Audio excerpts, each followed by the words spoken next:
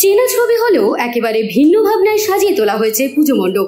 বাইরের সঙ্গে ভেতরের দৃশ্যে বিস্তর তফাৎ রয়েছে। বাইরে ভান্ডার, কিন্তু ভেতরে গোছা গোছা টাকা।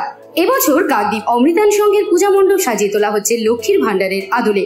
অতীতে এই লক্ষ্মীর ভান্ডারে ছিল দরিদ্র পরিবারের সম্বল। কষ্টের তিল তিল করে জমানো লক্ষ্মীর ভান্ডারের পয়সা দিয়ে স্বপ্ন পূরণ করত বহু পরিবার। কিন্তু সেই লক্ষ্মীর ভান্ডার এখন হারিয়ে যেতে বসেছে। সেই ভান্ডারকে নতুন রূপে তুলে ধরা হয়েছে এই পুজো মণ্ডপে। প্রতিমা তৈরি করা হয়েছে ধান ও খড় দিয়ে। প্রতিমা তৈরি করেছেন প্রখ্যাত শিল্পী বিশ্বজিৎ পাড়ুই। এ বিষয়ে পূজা কমিটির সম্পাদক বিপ্লব দাস বলেন, এই পুজো 38তম বর্ষে পদার্পণ করলো। প্রতি বছরই বিভিন্ন থিমের উপর মণ্ডপ তৈরি করা হয়।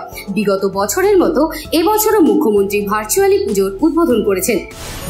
আমরা কাকদ্বীপ অমৃতায়ন সংঘ প্রতি বছর নিত্য নতুন একটা চিন্তাভাবনা নিয়ে আমরা এগোই।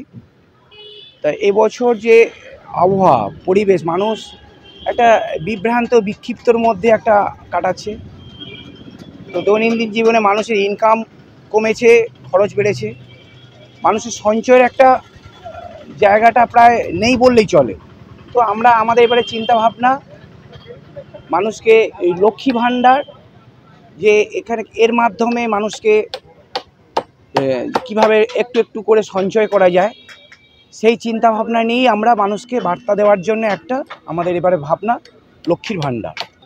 লক্ষ্মী ভাণ্ডারের পুরনো ইতিহাস বলতে, এটা লক্ষ্মী ভাণ্ডারটা আমাদের কাছে একরকম অতীত, এর কোনো এখন আর মানুষ ব্যবহার করে না।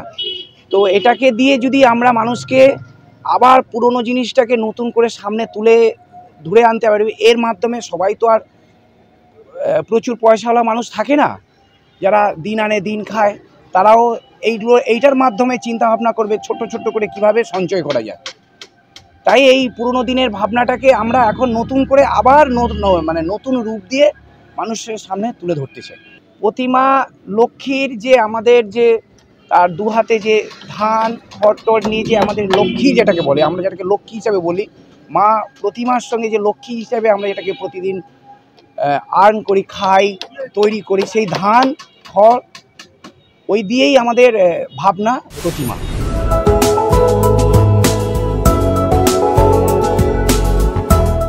কাকদ্বীপ থেকে বিবি বাংলা নিউজ টিম।